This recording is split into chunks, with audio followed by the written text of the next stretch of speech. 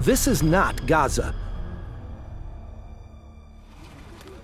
This is the scene of a massive explosion on the outskirts of Beijing at the end of the two sessions. Traces of professional demolition are observed, and the explosion was measured to be equal to at least 100 kilos of TNT. The Chinese Communist Party, CCP, is hiding the massive casualties. The whistleblower reveals a surprising story. China is a pressure cooker, ready to explode. Today, we'll analyze the various suspicious elements behind the explosion near Beijing. Stay tuned to China Insights. Even though our traffic is restricted, we're committed to bringing you the inside story on China.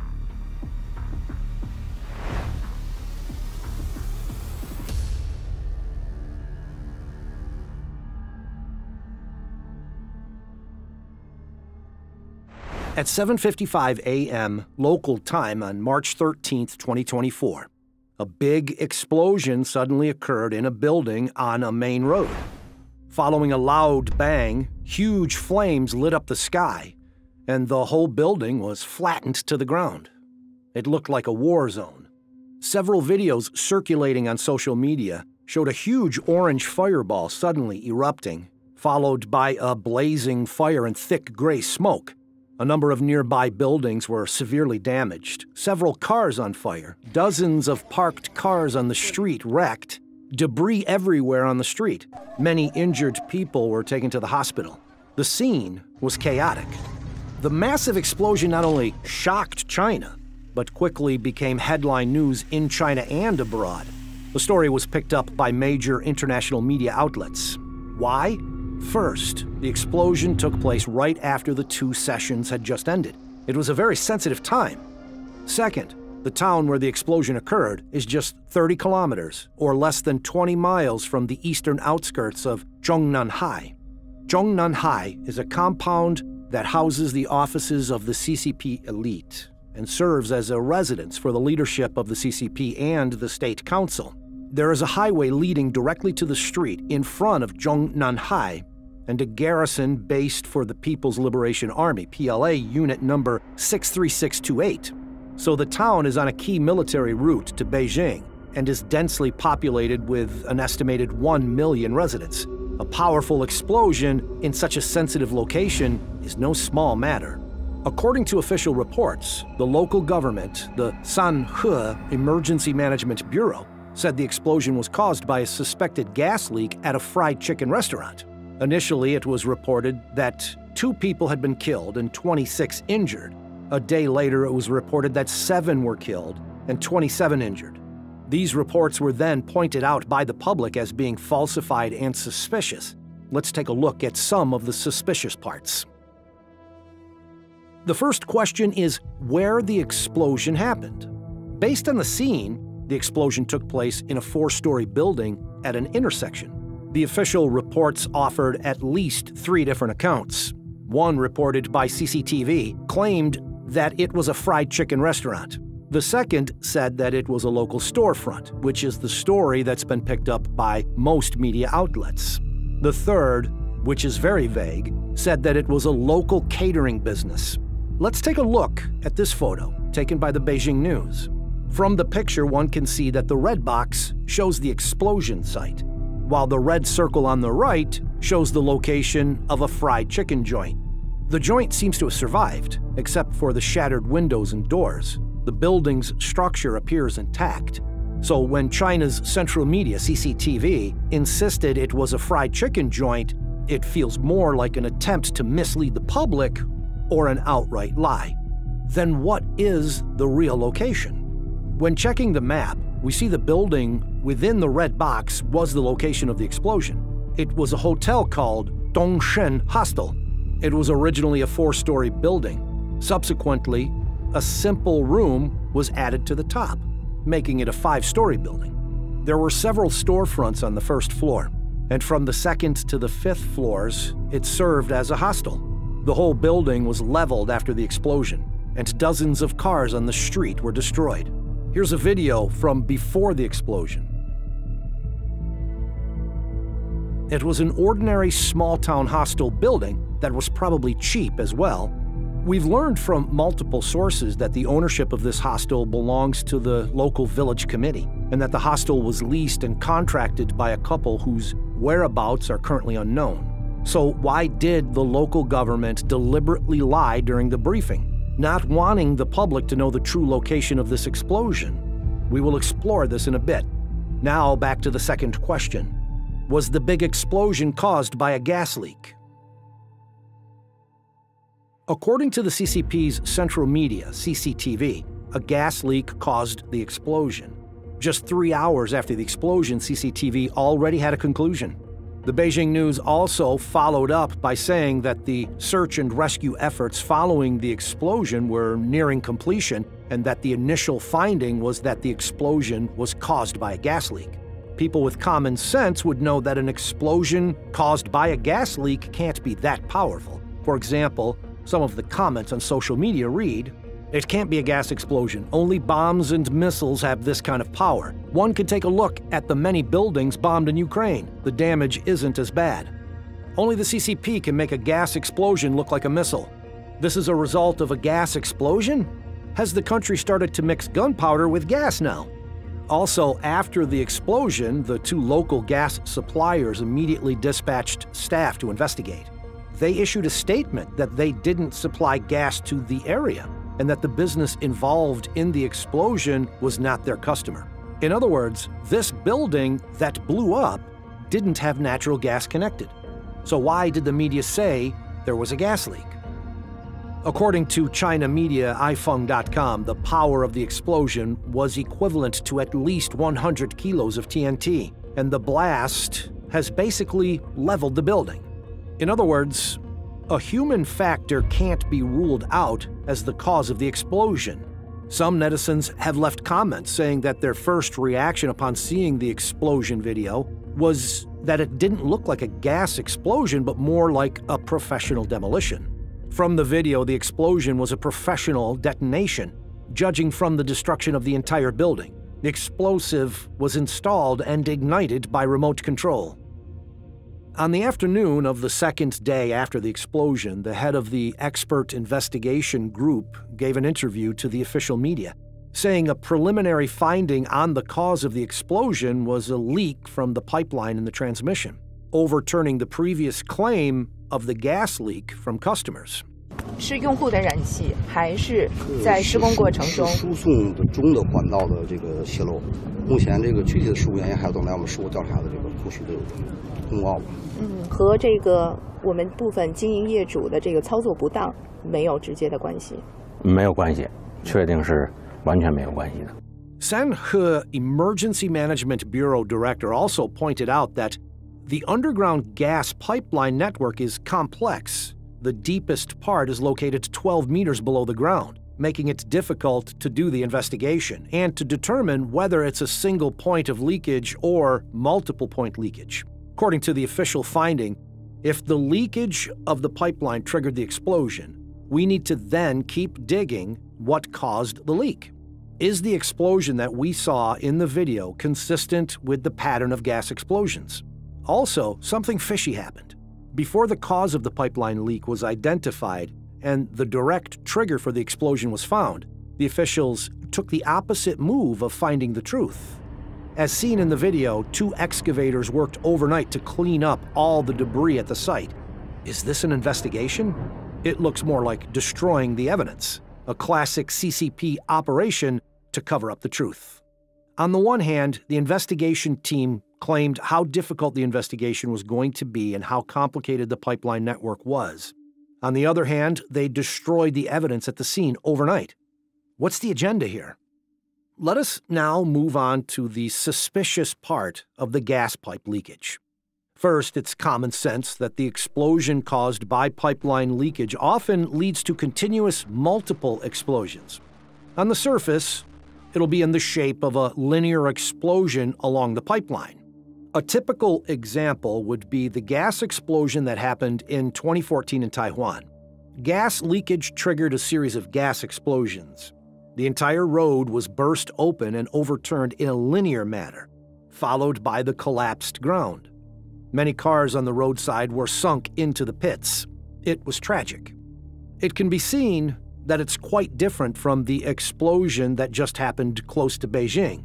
Let's take a look at the picture at the scene. The red arrow pointing to the white smoke is where the explosion took place. It was concentrated, likely to be the center of the explosion. It appeared to be close to the back half of the building. One could tell that the source of the explosion was concentrated at one point, rather than in a linear manner. If the explosion was due to pipeline leakage, as reported, it would impact a wider area and be more extensive, versus concentrating at one point. Moreover, the gas pipeline is usually laid along the road or street sidewalks. As such, the explosion should also happen on the road or sidewalk in front of the building of the hostel. However, the footage shows the explosion looks more like a demolition. As the gas pipeline is buried a certain depth from the surface, the explosion would be from the ground to the surface, likely making a crater. The 155 howitzers with the equivalent of 10 kilos of TNT can make a crater with a depth of 2 meters and a radius of 5 meters. So if the explosion was at least 100 kilos of TNT equivalent, how big would a crater be?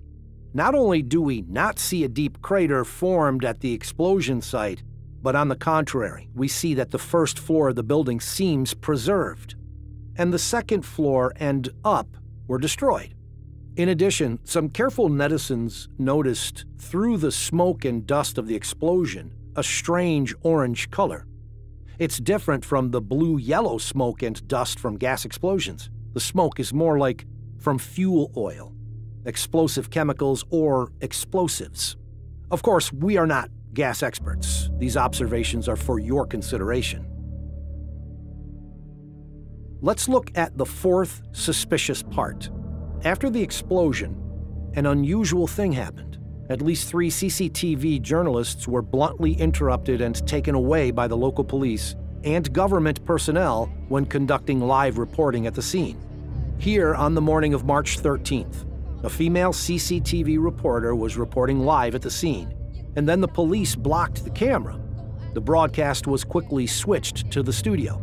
The studio anchor appeared shocked by what happened at the scene.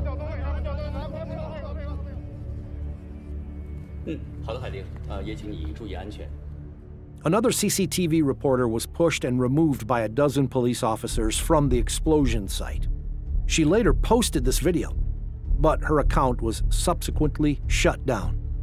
It's rare for CCTV reporters to be publicly humiliated like this in China. It shows how heavy-handed the local government is in maintaining social stability and how sensitive the explosion is. But, strangely enough, China's major media outlets then began to hype up the CCTV reporters being obstructed from covering the story. This has gotten more attention than the explosion itself. It somehow seems like a deliberate attempt to divert the public's attention from the story. Finally, we come back to the main issue in the investigation of this explosion. What's the cause? Who is responsible?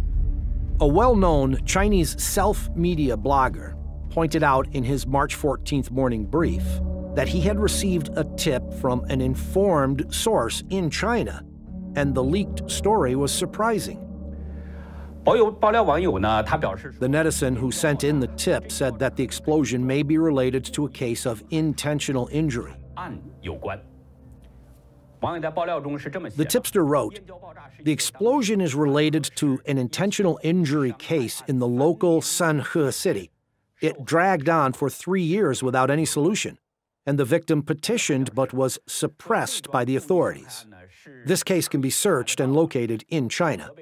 It involves an individual named Guo Gang in Sanhe City, who intentionally injured and maimed people. The center of the explosion, that is, the building, is where the petitioners were held by the regime. That's what the netizen shared in the case of this explosion. Concerning the detention site, I believe those who have lived in mainland China would know about it. To put it bluntly, it is a dark, illegitimate prison set up by the local authorities, just like the so-called re-education classes and brainwashing classes all over China, including the detention sites They are the dark prisons set up illegally by the local authorities. What kind of people are detained in these prisons? Some wronged petitioners and dissidents from various parts of the country. If these people petition, they will be intercepted and brought back to their hometowns. After they are brought back, they will be locked up in such places, the detention sites. In the past, there were custody facilities in mainland China, which was essentially the same thing. There are a group of people who the CCP wants to lock up with legal sentences, but because there aren't enough legal grounds, the CCP would hold them in such places, refusing to let them go for fear that they would continue to petition, cause troubles, and so on. Such places are, in fact, worse than prisons because they're completely cut off from the outside world. Victims being beaten and tortured to death often occur in such places. I used to encounter it in prison. In other words, the netizen's story means that the small 5-story building where the explosion took place used to be an illegal prison, and various victims were locked up in this place after they tried to petition. As I explained yesterday, inside this hostel, there were 18 beds on each floor. So think about how many people were locked up there. If it were an illegal prison, how many people would be held here? Because the grievances weren't resolved for many years and the petitioners were locked up illegally here. Some couldn't stand it and blew the place up. This is what was revealed by a netizen. Although this tip doesn't explain all the questions surrounding the explosion, such as who prepared the explosives, how it was carried out, etc., it explains why the local government has intentionally withheld the location of the explosion, why it has gone out of its way to block interviews by the state media, and why it has attributed the cause of the explosion to a gas leak without further investigation. Why did the local government even defy common sense by dismantling the wreckage of the building overnight? It's worth noting that within one day, on March 13th, 2024, in addition to the massive explosion we just covered, fires continued to break out all over China, from the south to the north. Videos that have surfaced online show at least 4 other serious fires. Here is a sudden fire at a building. A fire broke out in a commercial store. Here, a fire at an injection molding factory. A fire broke out in the front of a truck. Not long ago, Pierre-Antoine Dunet, the former director of the Central Editorial Department of the French news agency AFP, interviewed a person familiar with the inner workings of the CCP, who had just returned to France, and exposed a lot of valuable information. In Pierre's opinion, China is now a pressure cooker ready to explode. The source mentioned a few key points, which are briefly summarized as such. Everyone within the CCP is frightened and feels that they are no longer trusted. Fear hangs over the top and the bottom. Leaders and cadres at all levels of the party are overwhelmed with fear, so they choose to lay down or do nothing. The children of senior officials from vice ministers to all levels have either left China or are preparing to do so. Xi Jinping has lost his sense of reality. He has surrounded himself with people who flatter him and hide the truth from him, while everyone else in the party is in a spectator's frame of mind, watching an uneducated emperor wielding power alone. Some senior finance officials believe that it was necessary to declare the country bankrupt. Finally, the source said that China was like a high-pressure boiler now, and everyone was waiting for it to explode.